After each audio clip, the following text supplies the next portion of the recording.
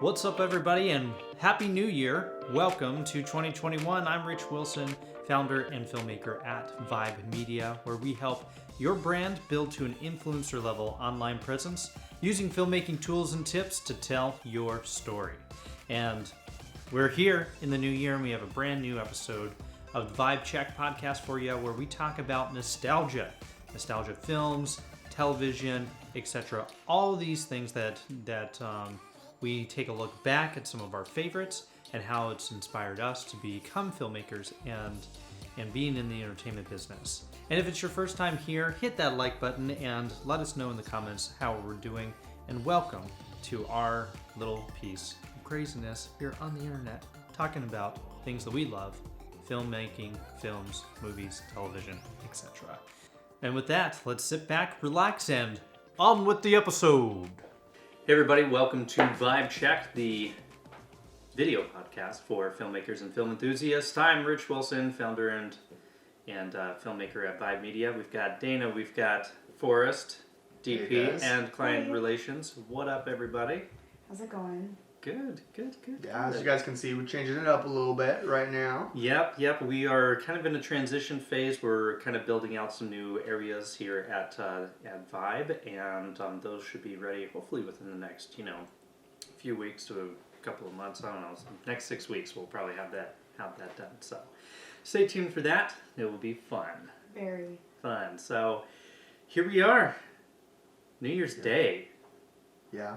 New Year's Day. So we got a whole new year ahead of us. We made it past 2020. Yes. Barely. Yes. So. Well, gear up because 2020 just turned 21 and now it's starting to drink. Well, maybe more mature. Let's not do that. Let's not do that. No. But it should be a good year. We've got a lot of fun things planned for Vibe and some new content coming out, not just with this podcast, but also on our YouTube channel, our social medias, etc. And we're going to really kick it in high gear and bring you along with us as I'm hitting my elbow on the table, and that hurt. Anyway, whatever.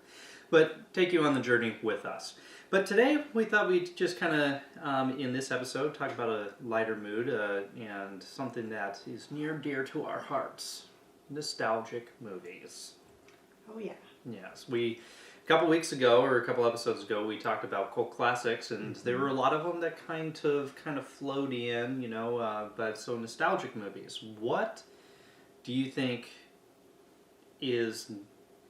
what do you define as nostalgia, Forrest?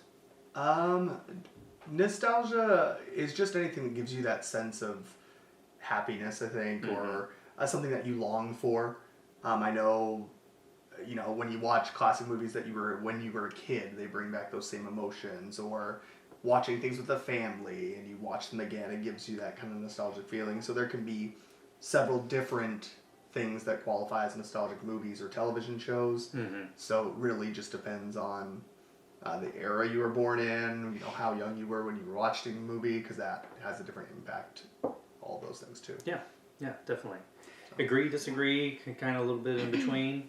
No, I totally agree. I think it's very different for everyone just because, like you said, it is generational. Like, for instance, just because I am younger than you guys, I grew up when movies were a little bit different, more popular, different genre, basically. Well, you definitely grew up, and you were born, and you grew up in the Pixar era. Absolutely. I'm sure we'll probably talk a lot about Pixar movies. Just about any Pixar movie from the early 2000s is nostalgic.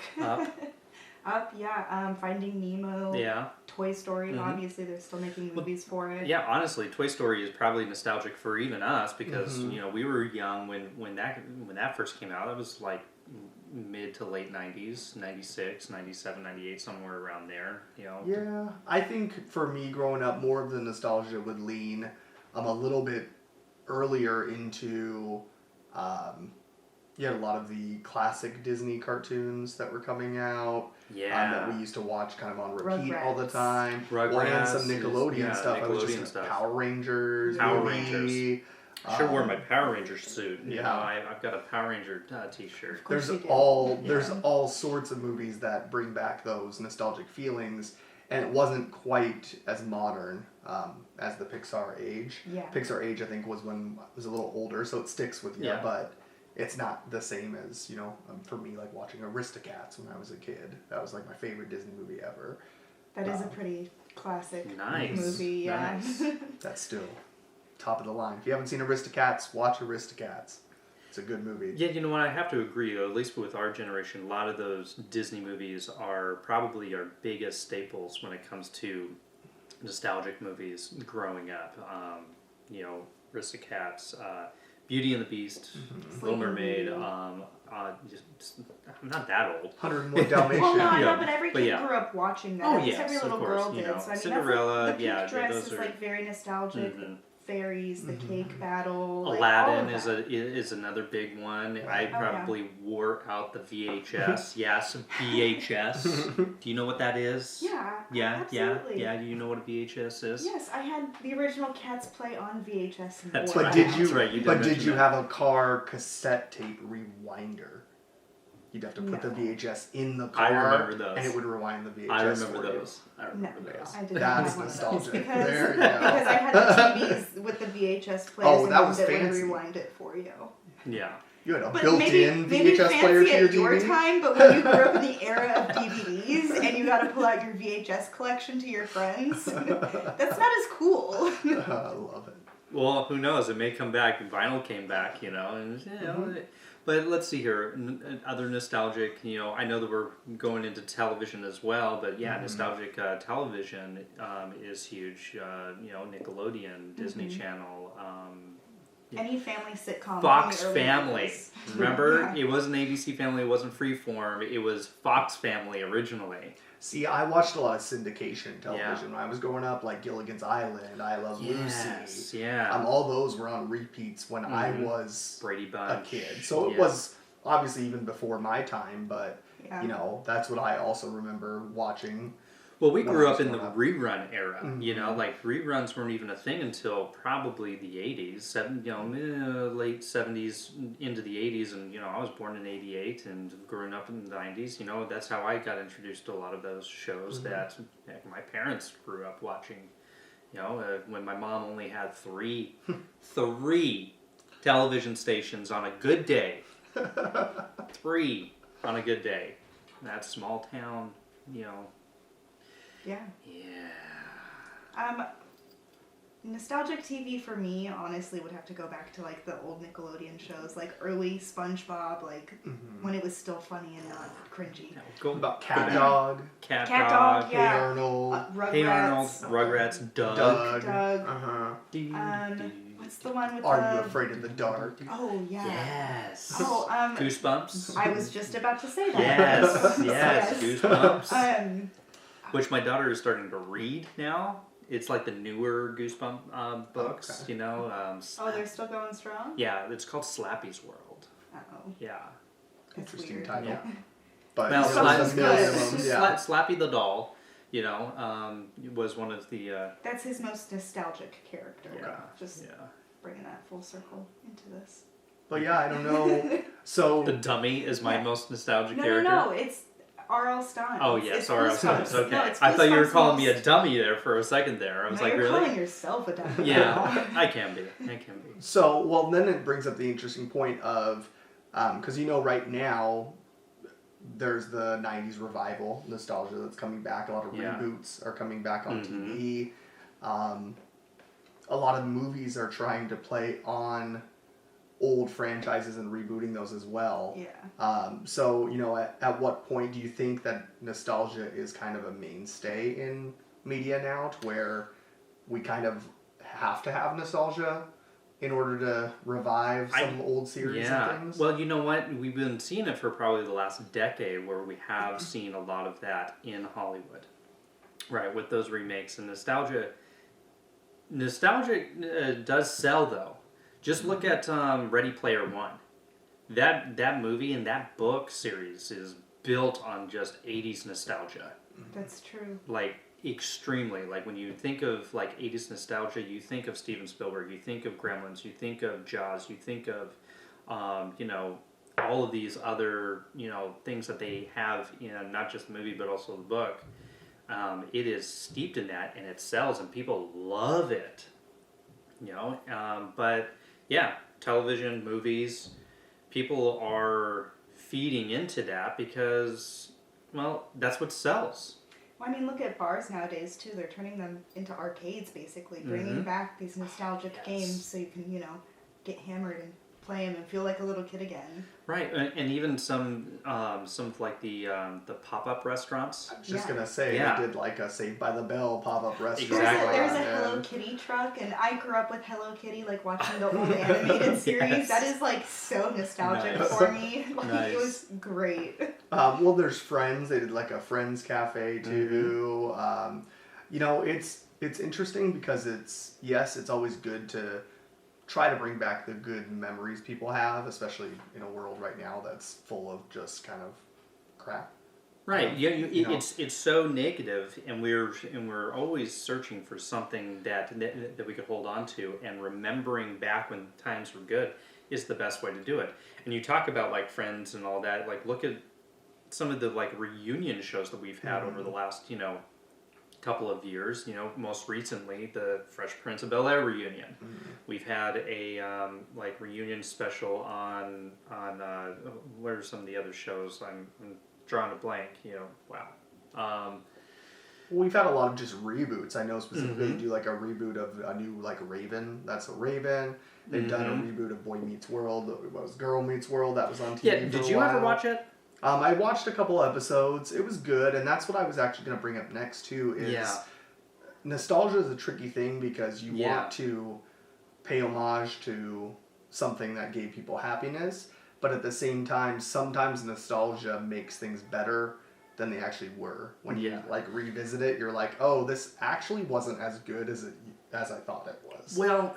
Like, it was just because I was at a different time or a mindset that was different. We were just talking about this before recording Jumanji, how you're like, a lot of the CGI doesn't hold up. But I remember when I was a kid watching that. Oh, it was amazing. It was but it was so cool, and it felt really real watching it. But now you go back and you're like, I don't know. You have to take it with a grain of salt. But it's still a great story. It still brings you back, to that. And then, they capitalized on that with the two newest Jumanji movies, which...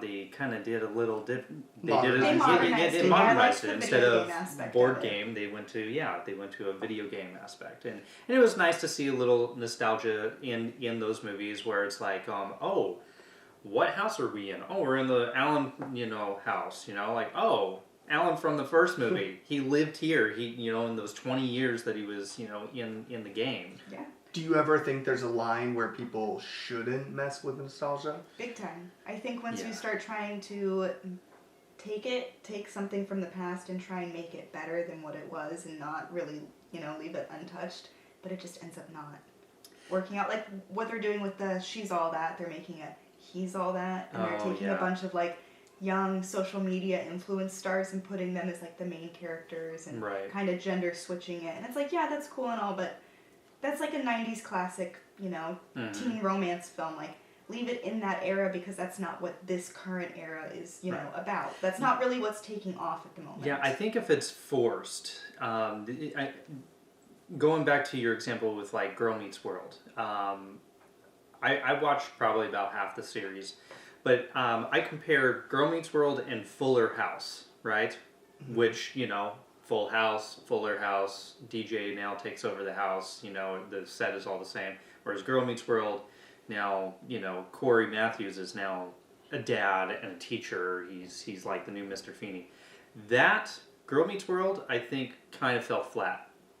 I think they tried to play too much on they definitely played on the nostalgia. They showed some like scenes from the Boy Meets World episodes, which I loved. They did have some like cool, like undertones, but it fell flat for me because it was too modern Disney writing silliness, whereas it took away from, like, if you watch Boy Meets World, growing up watching those shows, from the realness of the show. From the realness of the show, and you actually got something out of it. There was a moral to the story. You learned something by going through, like, oh, Corey got grounded. You could relate to that because I got grounded. Or in Full House, DJ got in trouble when she, like, stole something, and, It's a big life lesson. Yeah, it was life lessons. Well, I think the issue with that is now they're trying to make Girl Meets World more relatable for your kids to watch. True, but it was still slapstick silly for me. Well, yeah, because I mean that is what Disney is now. Like they are very slapstick stupid. Whereas on the other hand, like I said, Fuller House I think did a lot better job at that. There was still some silliness in there, but there was some good moral compass in there where there was still, like relatable. But they're also on two different platforms. Whereas Netflix, they have more freedom. Yes. Disney, they're very, very restricted on what you can and cannot say or do on Disney. Well, I think they did a good job. There was a couple episodes that did harken back to the old school vibe of Boy Meets World. Like it definitely gave that same feeling. Obviously, touching on set topics nowadays, people are a little more sensitive to. So you can't really do like you could.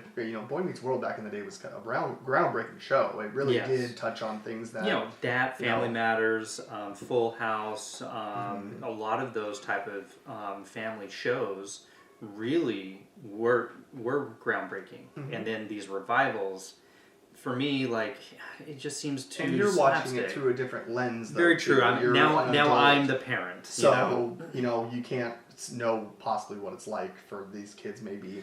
The red tape on TV production has changed so much that if you're not on a freelancing platform like Netflix or Hulu or Amazon, your hands are kind of tied on what you can write about and teach about. Not as whereas, like in the 90s, you could talk about, race or sexuality or like all these things and just be very blunt about it, whereas now you kind of have to tiptoe around because you don't want to offend one person who's going to spiral everything off on Twitter and social media has caused new hurdles for shows as well. I get it because my little sisters watched Girl Meets World and Fuller House and all of that, and I watched Full House and Boy Meets World just because they were reruns at the time. I grew up kind of when all that stuff was rerunning basically.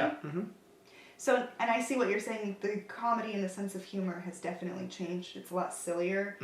But yeah, I think it's just built more towards the newer generation, whereas, us. But let's not pretend that Boy Meets World was not also extremely over the top. And very true. The older brother, come on. Like Eric was a character. Well, I feel bad for Eric because if you watch the show, like, I'm sorry we're going on this Boy Meets World tangent, but if you watch the show, in the beginning, he had a great character arc. He had, but then once he got to college, he was Mr. Dum Dum, and then it just got worse and worse in the college years. Well, but isn't that reality? Like once you actually get out there into the adult world and you realize your childish antics can't get you very far, and you just kind of fall flat on your face, and you've got to learn to pick yourself up. Because in Girl Meets World, you see where he's at now, and he's built himself to be a better person at the end of it. Oh yeah. So I feel like that character arc, it's really nice that they were able to mesh these character arcs into the new series, the new reboot of it, and kind of finish a lot of them. Like, I can't remember a lot of the characters' names because it's so old for me, but his friend, Sean. He had a lot of healing and mending in, like, a lot of his relationships from what I saw. So I thought that was really cool that they were able to, like, interconnect a lot of the unfinished arcs from Boy Meets World into the new series. And you know what? I'm really glad that Ryder Strong did agree to come back and do it because I remember when they first announced Girl Meets World, he was like, everybody's like, oh, is Sean coming back? And he's like, only if it makes sense. He goes, it's got to be their show. Yeah. And honestly, Ryder Strong actually directed a lot of these episodes, from what I know. Oh, anyway, really? I think he because he ended up becoming a director and all that. So I think he directed a number of these episodes. So. So that's our Boy Meets World, nerd out. But other nostalgic movies. Anything Steven Spielberg, like Indiana Jones, Jaws for me especially. Jaws was like one of the first horror films I saw that like really kind of got me into like the horror genre. So that kind of is very nostalgic for me. Anything he's done, really.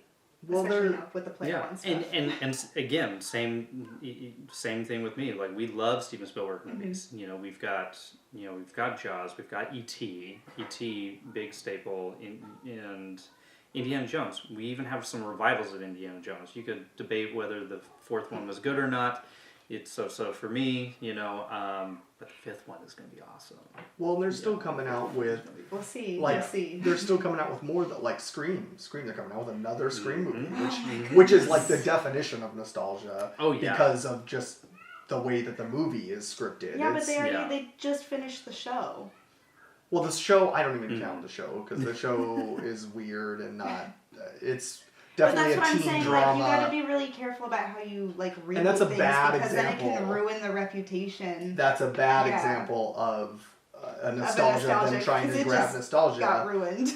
But the movies have always been great. The movies, they're bringing the entire original cast back for the fifth movie at this point. So I think that's a great example of something that they're able to do. You do have the Power Rangers movie that came out, the new one. That was all right. It wasn't. It was worth a shot. The only thing that It was good to try to give it some Yes. depth and a darker story. I liked the characters. I liked some of their Yeah. storylines that they built around. Not all of them. The some thing, of them. the thing that I really got excited about, again, going back to nostalgia, was the cameo of Tommy and Kimberly. Once I saw them, I was like, this is a great movie now. I was waiting for Ivan Ooze to come though. Oh my I wanted gosh. Ivan Ooze That to would be be back. And then they didn't have the little quips like they used to in the 90s. Like, Yeah. have a nice trip. I see you think next fall. cameos are a really good way to make things nostalgic again and just really tie them in. And that's what they're doing for a lot of shows and stuff now. It's honestly just having some of the characters coming back, and right there is going to give people enough motivation to come and watch the show again, and hopefully make it something that's good. And you have all these properties. You could even go in also in kind of in the sci-fi era.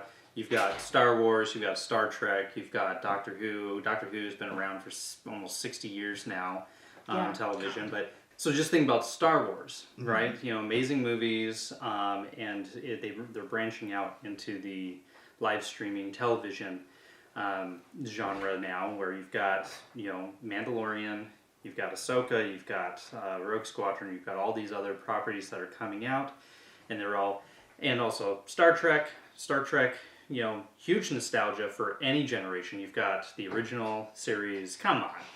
No, Star Trek was not a thing. That's true, except for the movies. Except for the those new came movies. out 2015. I was 17. That's not nostalgic for me. No, they didn't come out in 2015. Yeah, they did. Maybe the third one. There's only been 2 by J.J. Abrams. There's 3. There's 3? Oh, well, I've only seen the first 2. Yeah, because okay. I'm putting my Trekkie, hat on That's now. fine. I have nothing against Star Trek. Well, you've got the original series, it's the older generation. Next generation, Jean-Luc Picard, and then you've got some of those other spin-offs. Kind of our generation, we kind of grew up with those. But now you've got even more revivals. You've got Star Trek Discovery, which is on CBS, and now Picard. Well, not even just television-wise. Think about the way that it's coming into. I don't know if you just watched the Game Awards, early last month. They essentially announced a whole bunch of sequels to new games that were coming out too, like Perfect Dark, another Perfect Dark coming back, which is like a huge nostalgia grab for people. They are doing, just all sorts of different reboots of... They rebooted all those Mario games for the 3D Star or whatever. 3D Mario All-Stars. Sunshine. So there's, all this is coming back to the forefront in games as well, where they're just creating these old school games that everybody wanted sequels to forever. They're just now getting it, 20 years later. It's that 20-year revival loop that happens. Right, but, some people love that, and again, it sells. You know, even some of the other movies that, we're finally getting I know this kind of goes back into what we were talking about in Cult Classics with Blade Runner. It took, 20 plus years, almost 30 years to get Blade Runner sequel. Oh, they're doing a Matrix sequel. And they're doing another Matrix. They're doing, That's they right. just did another Bill and Ted. Too. Right. Exactly. And that's nostalgic. Dumb and Dumber 2. Yeah. No more Dumb and Dumber. Stop. Yeah. But, actually right there, Bill and Ted, that's a nostalgic movie. Tween years watching that for the first time, hilarious, especially here in Arizona. We love to say, oh yeah, it was filmed here in Arizona because, our Gulf land Sunsplash, was part of, 7-Eleven. Yeah, That's 7-Eleven, famous yeah. 7-Eleven, yeah. Mm-hmm. Absolutely. But, and then, we get years later when we finally get the Bill and Ted 3 that we've wanted, but It might not not be necessarily good, needed. but, we got it. Well, Yeah, I think we it's got good. There's always examples of kind of mediocre reboots or bad reboots. Yeah. Oh, yeah. Big time. That's always going to be a hit or It's like miss. a 90% chance it's going to be bad, 10% chance it's going to be good, at least in my opinion. Because very rarely has a reboot actually, nailed it for me and just completely, took off. Yeah. Yeah. It's definitely something, though, that I'd love to see if people could do it right. I have no problem with it. It's just... we also have to slow down on the amount that they're doing it, because then it becomes too much. I agree, because... It doesn't make it special. Actually make something new Right. and different. Don't keep remaking the same stuff, because it's just not going to work. At that point, it just seems like you're doing it for money. Right. Not for actually the sake of making a film. And you know what? I think this is a good thing to kind of bring it all together. It is sometimes, you asked this question at the very beginning, isn't sometimes nostalgic too much? And I think in many cases, Hollywood is definitely capitalized it because it does sell, but we've kind of stunted our creativity. We've stunted, because there's not really a lot of original... That's not true, though, because you look at A24 and look at how many films they've made, but they just get so brushed under the carpet because these big Hollywood production companies keep rebooting big names. That's what I'm saying, though, is that, we've stunted that and we've put it off to the side where we do have it, because we're trying to push all of these other titles because we know that sells. Oh, we know Star Wars is going to sell. Oh, we know that Marvel's going to sell. Oh, we know that, oh, we haven't had a Matrix movie in 20 years. Hey, we know that's going to sell. It's so sad to see, because it just, at the end of the day, it just really seems like they're using the namesake just to, for a quick cash grab. And, it is unfortunate, all about money sometimes, and we could get into a whole podcast about money and all that. I don't want to talk about it. No. But let us know what you think. What are some of your favorite nostalgic movies? What did you grow up watching? What are near dear to your heart? Why do you remember it? We talked about some of our own. Actually, one I didn't talk about was the Rocky series. I remember growing up watching those, even though they were before my time. That's something that my dad and I would watch, or he made us kids watch Rocky, and we loved them. And every time I watch it, I always think of those times. So let us know what your favorite nostalgic movies are. Yeah. And thank you for joining us. If you are liking the podcast, let us know. And with that, keep vibing. Bye, guys. Okay, so feeling a little nostalgic for some of those movies, television shows? You want to go back and watch them? Well, also, if there are some that we didn't get to that you felt that we needed to talk about, let us know in the comments below on some of your favorite nostalgic moments in cinema, television, entertainment. Well, we have a brand new year and a new vibe is coming your way. We've got tons of content that we are coming up with, and that we have got ideas that we want to put out there for you. Also, we have a new website, a new brand, so check us out on our new website at thenewvibe.com and see what we're all about. So make sure to hit that subscribe button and follow us, and make sure that you stay up to date on all of our content that Make sure you hit that subscribe button and follow us on the new content that's coming your way this year. We've got a brand new year here, and so we've got to get back to work as you should. So keep creating, build your brand, and go out there and tell your story.